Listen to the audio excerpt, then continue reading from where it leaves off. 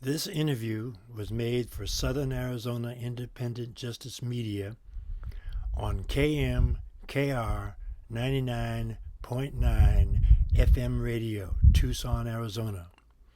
It is a redacted version of an interview with Sam Cloud, a member of the GLBT Chamber of Commerce for Tucson Pride. All right, Sam, tell us about your GLBT advocacy. Well, so I am currently serving as the president of the nonprofit organization known as Tucson Pride. Business name is Tucson Lesbian and Gay Alliance. I've been with the organization now for about 2 years. And in that 2 years, we've undergone an intense amount of change. We've undergone a major crisis that nearly destroyed the organization and bankrupted it. And we've built a brand new team and been able to stabilize the organization. So through that, we do a lot of advocacy. We're reached out to by community members quite frequently, either sharing personal stories of some type of discrimination or negative experiences that they've had and they're seeking help or support. And so we'll do what we can to help intervene or connect them with resources. We also join a lot of other advocacy efforts. For example, we work with all of the Pride organizations across the state of Arizona. So we go and work some of their events. We help in their festivals.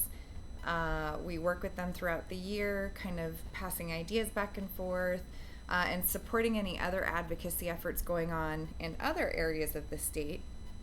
And then here in Tucson locally, we join with a lot of other organizations for a lot of causes or reasons for advocacy. So our latest efforts, for example, are to help, we're currently collaborating with TPD, to help promote and get the word out and awareness about the Safe Place program being basically rejuvenated. It was started a few years ago and kind of fell to the wayside, and it's kind of being revitalized at this point in time. So we're coordinating with them.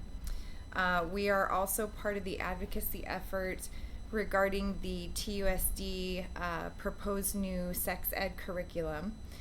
There's been a lot of controversy that's stirred up over that.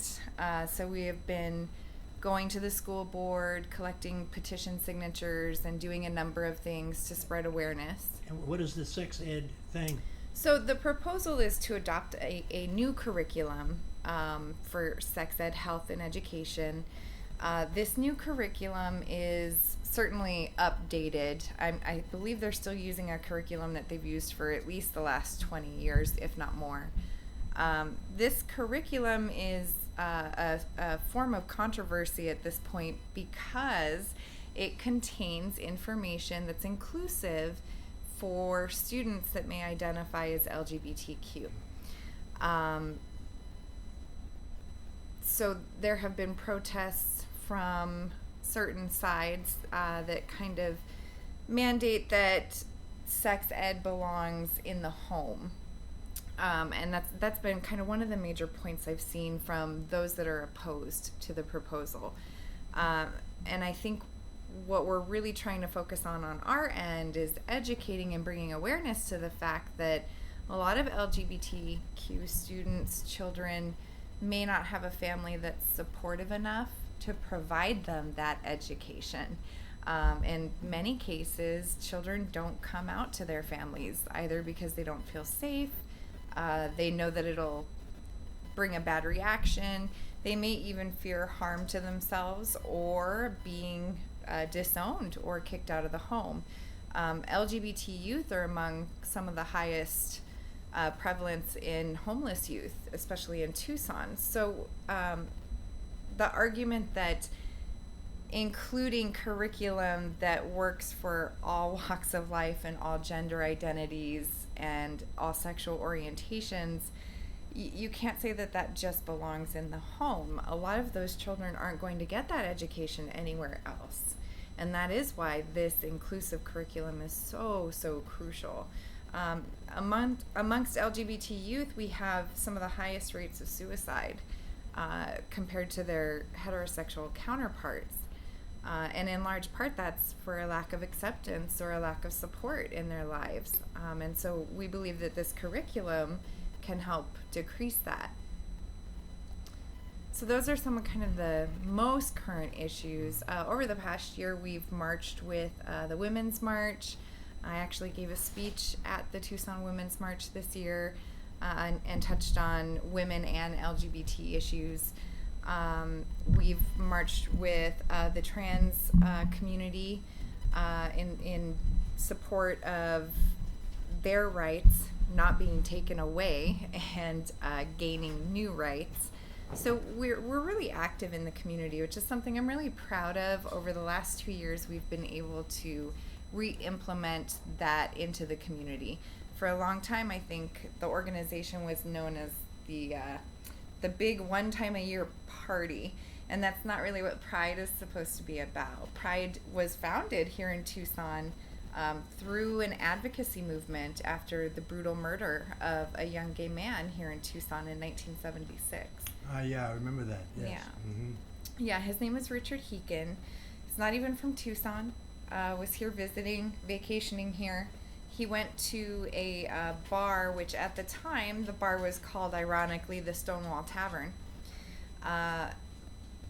Spent some time there, came out of the bar, and unfortunately, wrong place, wrong time, was confronted by a group of young men, some even under the age of 18, who had been out that night looking for a fight.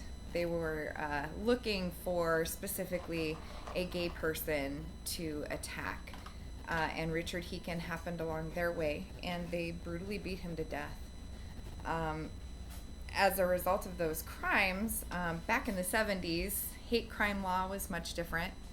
Laws related to the rights of the LGBTQ population were much different. So at that time, the crime, and given the age of the attackers, was not treated with much seriousness. The criminal justice system gave several of those perpetrators probation, and as a result, the LGBTQ community here in Tucson rose together and advocated for change. Ultimately, some of that advocacy effort led to some of the first anti-LGBTQ discrimination laws in the country, in the state. Tucson Pride was formed as a result of that, and when it was formed, it was the first LGBTQ organization in the state of Arizona. And that was 42 years ago. That was in 1977. Goodness. So, correct me if I'm wrong, but isn't Tucson supposed to be a gay-friendly city? It really is. In fact, I think over the last year, there's been multiple publications that have called it, one of the top 10 LGBT cities in the country. It's also billed as one of the top retirement spots for the LGBTQ community. And as a whole, Tucson is a very accepting, safe place to be.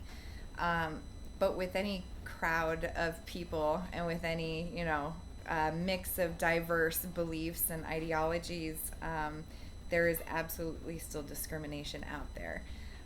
We also don't fall under a lot of the same protections employment-wise, housing-wise, that a lot of other people think that we are protected under, and we're not at this point in time. So we've made great progress. We have the right to marry. We've gained other rights along the way, but there's still a lot of work to do. There's still a lot of institutional discrimination and, personal discrimination. We see it every day. If you're looking to see how much hatred there is all around us, I always say look no further than the comments. just go to the Tucson Pride page and you can see some of the hateful comments that are posted. Or I've been there, and yeah, I've read them. Yes, and it can get. I mean, we wind up hiding a lot of the really really hostile ones. But being on this board, even I've received death threats. My children get harassed sometimes, so it can be. It can be a very accepting place to be, and I think most of us feel pretty safe being ourselves in most places in public, but that doesn't mean that the underlying discrimination and hate is still there. It still exists. So, yeah, so there's a lot of hate going around in our country right now. I mean, we're divided into groups against groups, white against black, Muslims against Christians, gays against heterosexuals. Well, what are your thoughts on that? Well, I think it's such a complicated issue. There are so many layers to that division, and that's countrywide. That's across the world. That's also just here locally, and I think there's a combination of things. When it becomes okay by leadership to make hateful statements or to condone taking rights away from people. For example, recent legislation from the Trump administration took away rights of the trans population in the military. That's a terrible loss to the entire country as a whole.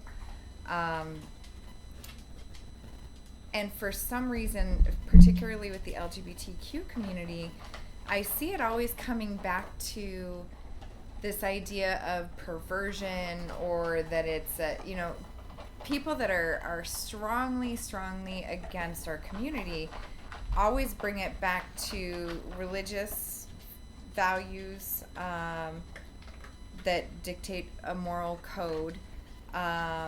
It's always brought back to the issue of there's some level of perversion or it's unnatural. Well, if it's unnatural, then why do we see it in all species of animals across the earth? It's not just a human thing.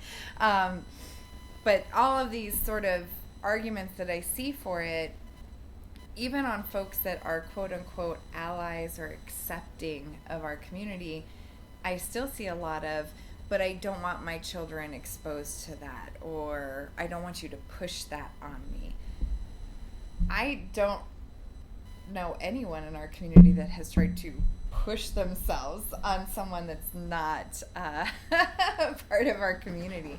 So I don't know if it's out of fear. I don't know. There's so many components to it. Well, let's take, for example, Christians, for example. Sure. All right. Now, there's a lot of Christians that claim to be devout. Absolutely. But are hateful toward GLBTD people. And lots of other people, too. Lots of other people of color, and so forth and so on. Absolutely. Okay? And, it seems like they're going contrary to their own teachings. Right. And what are your thoughts on that? Well, I always find those are the ones that really fascinate me the most, I think, because their sort of framework is, the Bible or Christian values. And it's always fascinating to me because when you point out, well, isn't it, kind of against your values to be hateful towards someone, they justify it with Bible passages and talk about being soldiers of God and all these other things. And it's just kind of like, well, where's the line then? Where's the line? I mean, a lot of people have died in the name of Catholicism or in the name of Christianity, and suffered great violence as a result. And I just can't in any way, shape, or form imagine how any superior being or deity would condone violence against its other creations. It's hard to understand. But I find that those people are so stuck in that specific framework that there's no they're closed off. There's no openness to any other idea or philosophy, or it's almost as if they use, the Bible, for example, to conveniently back up anything they're doing, even when it's conflicting. And it seems when you point out that it's conflicting, they have some other justification for it. So it's a losing battle almost to try and argue or persuade someone that comes with that sort of framework. Although on the other hand, we were at Phoenix Pride back in April, and there was a huge Christian church that got together and stood right at the end of the parade, which leads into the festival. Is that the one that I documented? No, that one was here in Tucson. Oh, okay. This one was up in Phoenix. Oh. This huge group had signs apologizing for other people of their faith having been hateful. And telling everybody that passed by how much they were loved and accepted. And I mean, there were priests out there. I spoke with one of them for some time, and the priest kind of commented that it made him very sad to see so many other churches taking the other direction and not just loving everyone. So it was really powerful to see that. So certainly there are different sects within Christianity that some are comfortable. I mean, there are progressive Christian churches that allow for gay marriage and that kind of thing. But as a whole, I think that particular faith has a long way to go in accepting and, living comfortably with our community. So, does the organization have any particular goals in mind for the near or far future? Absolutely. We do a strategic plan every year, which is something that was implemented by the current team 2 years ago. Before that, the organization had never had a strategic plan, so it's kind of amazing to see that it lasted 42 years. And didn't have a lot of structure in place, but that's something that one of our primary goals for the organization is to create sustainability, because historically it's not had that. And historically, when executive officers changed over or the board experienced a large changeover in membership, records were lost, structure was lost, and folks have basically had to rebuild from scratch multiple times. So that's something that we addressed in our strategic plan, implementing policies and procedures, creating an electronic records keeping system, checks and balances across the board, pretty much anywhere you can find. To number one, implement that structure so that it can be maintained and passed on to future boards, but also to create some sustainability for the organization as a whole.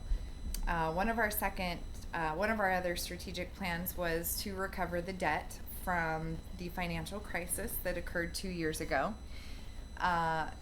We had a former leader basically steal all the organization's money, commit fraud. And like I said, nearly bankrupted the organization. We were approximately $87,000 in debt. And over the last 2 years, we have slowly but surely paid that almost all the way off.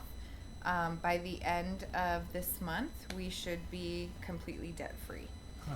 So we're very excited about that, because what that means for us is our fundraising efforts and the money that we do bring into the organization now means that we can implement programming for the community. Our 501c3 status is actually an educational nonprofit. So you're actually a nonprofit? Yes, we are a nonprofit. Mm-hmm.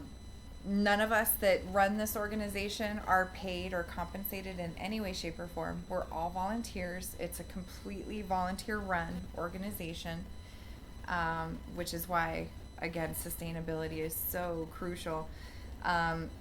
We had 2-year plan to pay off all of that debt, and I'm very pleased to say we're ahead of schedule. So I'm very excited about that because now we can move our focus to providing educational opportunities to the LGBTQ community.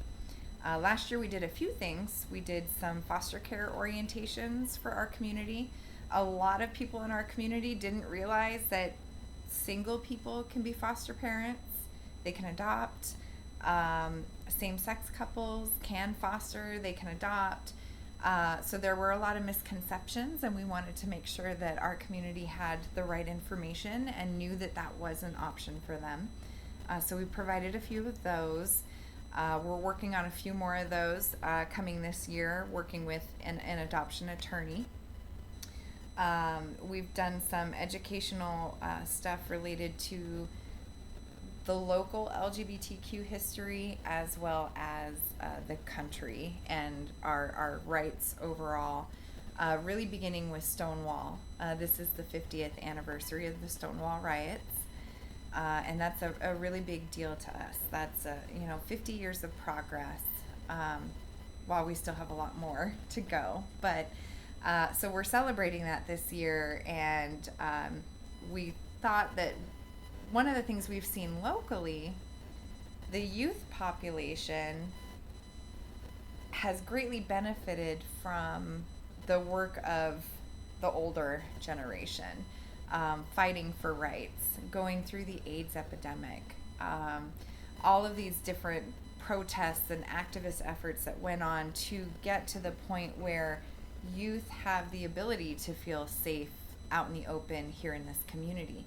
But a lot of them don't know the history that got us there. And we've seen that time and time again here locally in Tucson. So one of the things we concentrated on this year was providing educational opportunities to bridge that gap, because really truthfully the youth are the ones that the torch will be passed on to, and they're the ones that are going to have to pick up the fight for our rights, for equality. So they've got to be educated on our roots. And so we did some really cool presentations. We did a documentary on the progress since Stonewall and what led up to the riots. We're doing a theatrical piece in early October called Let Me Look at You. It's also a solo performance and commentary on the last 50 years of LGBT rights, as well as a lot of unknown milestones that aren't necessarily publicized that happened even before Stonewall. So that's coming. And then at the festival, I'm so excited. We've adopted a committee as a new committee under the organization. Their name is Tucson Queer Story Revolution. They're an amazing group of people, some of which were part of the first founding group of Tucson Pride. And what they're doing is archiving our local LGBTQ history. So at the festival, they're going to have a historic walk, which will highlight points in our local history that were instrumental in our fight for rights. They will be collecting personal stories from people throughout the day to help archive even more of our history. They'll have a bunch of historical memorabilia displayed. There's going to be some video stuff being done. So I'm so excited about incorporating that educational component into the festival this year. Well, that's amazing. Yeah. I've gone quite a long way. Yeah, right, we have. From, say, Wingspan. Absolutely, yeah. Wingspan was a very valuable resource in this community. Yeah. But now the organizations look a little bit different, and we have a few different ones popping up here and there, and we all work together. We all collaborate. We were just at Tihan's Turnabout event last weekend. They did an incredible job. They raised I think over $30,000 for their efforts for folks living with HIV and AIDS. We work with SAFE all the time, Southern Arizona AIDS Foundation. They've actually sponsored part of the festival this year, so yay, thank you, SAFE. We appreciate you. Right. We work with the GLBT Chamber of Commerce to connect with a lot of other LGBT or owned businesses. And even from local businesses here, one of our biggest sponsors this year for the festival is a small locally owned business called Savano. And it's owned by a gay couple. They're wonderful. John and Mario, if you guys are listening, love you. You're wonderful. We appreciate all your support. They've just been instrumental in helping us put on events. I mean, they bring us stages and lighting and sound equipment when we need it to do a fundraiser. And they're always right there and ready to jump in and help. And that's one of my favorite things about the local LGBTQ community is the way that they all come together.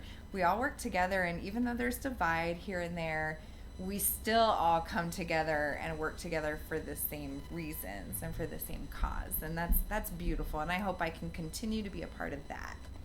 Well, that's great. Yeah. So I guess I imagine that you're well aware how in other countries, such as say Africa, okay, how they are aggressively going against LGBTQ people. Sure.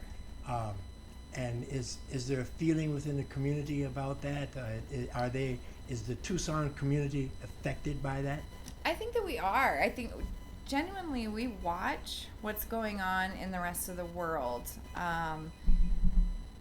Both successes in terms of rights and losses.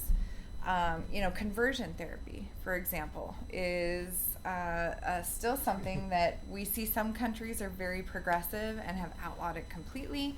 We see other countries still engaging in that type of therapy, which is really torture. There's no other way to put it. It's completely psychological torture and horrible to do to someone. I think we pay the most attention and we're most impacted by seeing where other people are and how other people are suffering and looking for ways that we can contribute. There are a lot of movements even here in the States where awareness is brought towards what's going on outside this country. And I think that that's something that we like to kind of bring light to as well. And we share a lot of articles and information related to that because it is a worldwide issue and it's a worldwide fight. It's not just localized here by any means. Again, diversity in culture creates so many, intricacies in fighting for rights in different places. And I hope someday we can achieve a place where, regardless of what walk of life we're in or what country or background or ethnicity we come from, that we can recognize that identifying as LGBTQIA plus whatever is really biologically normal. It's normal. It's as normal as using, as consuming water to stay alive. It's a normal biological thing. And so regardless of what our cultures are or our beliefs are, that's how it should be viewed. It's absolutely normal behavior, and deserves the same rights and respect as anyone else. It's like drinking water. We all drink water. We all fall on a spectrum, and that's completely normal. The day that I think we have addressed rights in all these different countries and come to a place where it's that normal to anyone is the day that we'll achieve full equality. But I think we have a long way to go to get there. A long, long way. And it takes a lot of dialoguing to get there. Well, Sam, I want to thank you for being on Southern Arizona Independent Justice Media's show on KMKR 99.9 FM. Thank you. So why is there so much resistance against GLBT people doing their thing? What difference does it make with your life or anyone else's who GLBT people have sex with, as long as they aren't hurting anyone nor themselves?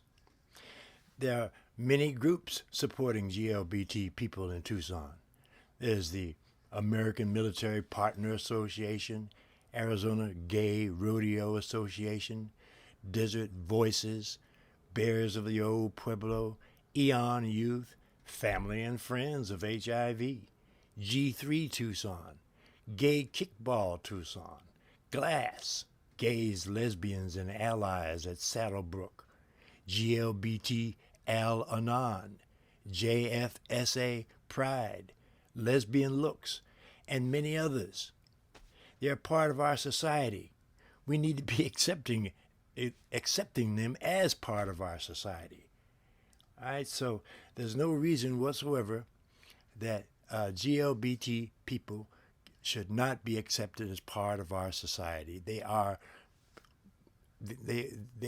have woven themselves throughout our whole society. So we need to cut this out, okay? This is not something that's going to continue, because GLBT people are mainstream. They are doctors, they are lawyers, they're firemen, they're policemen, okay? They're our next door neighbors. So this needs to cease, okay? This prejudice against them.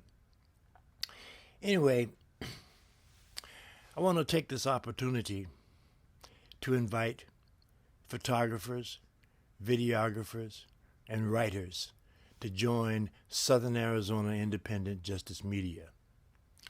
Although we are fully accepting of all professional photographers, videographers, and writers, amateurs are accepted also. You know, if you can take a decent photograph, shoot a decent video, and write a decent story, you are more than welcome to become part of our group and help us document social change activities that goes on in Tucson.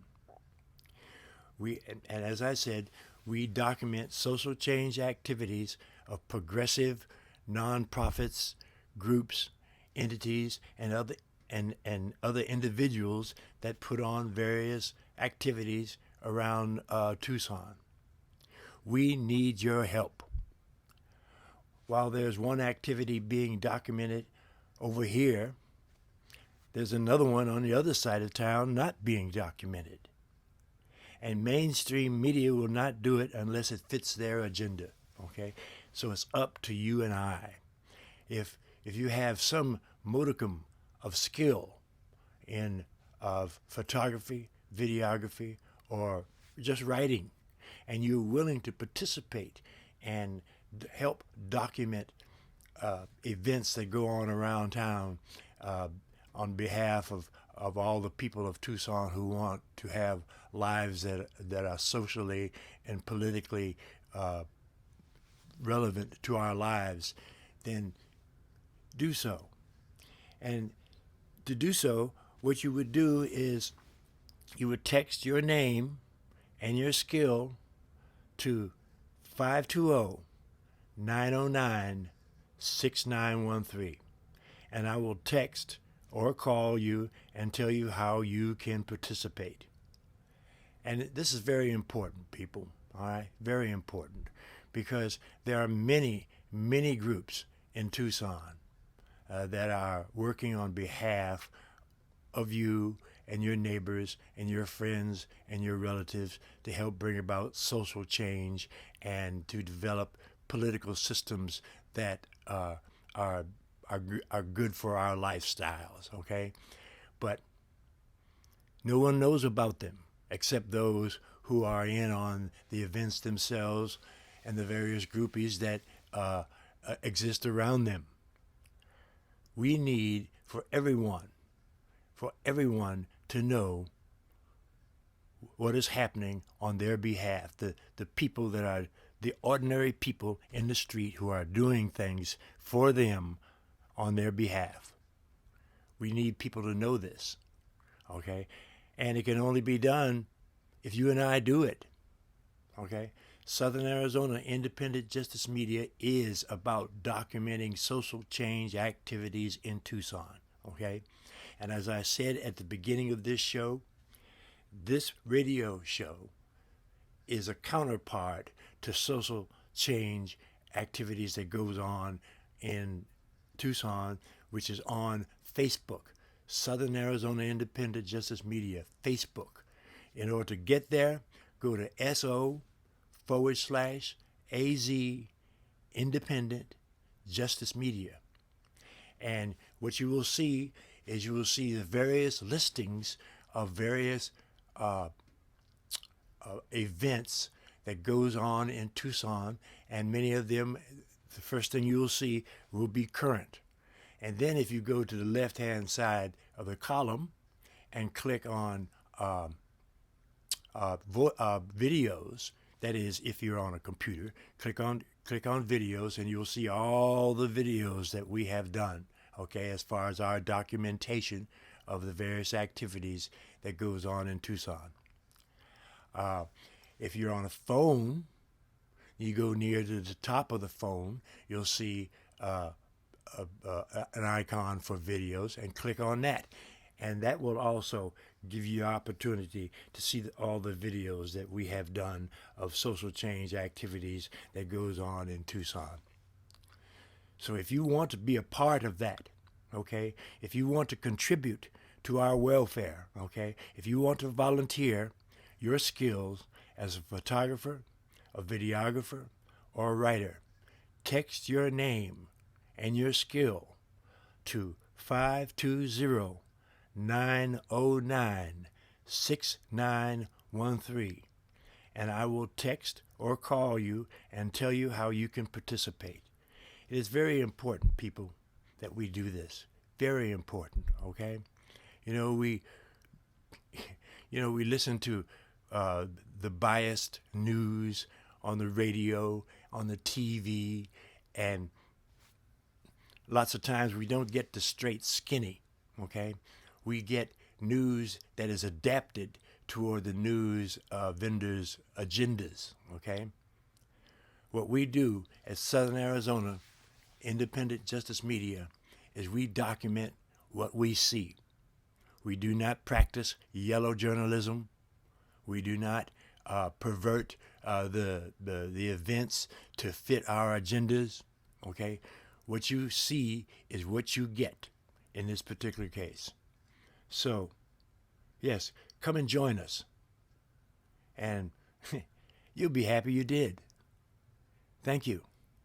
Thank you for listening to Southern Arizona Independent Justice Media.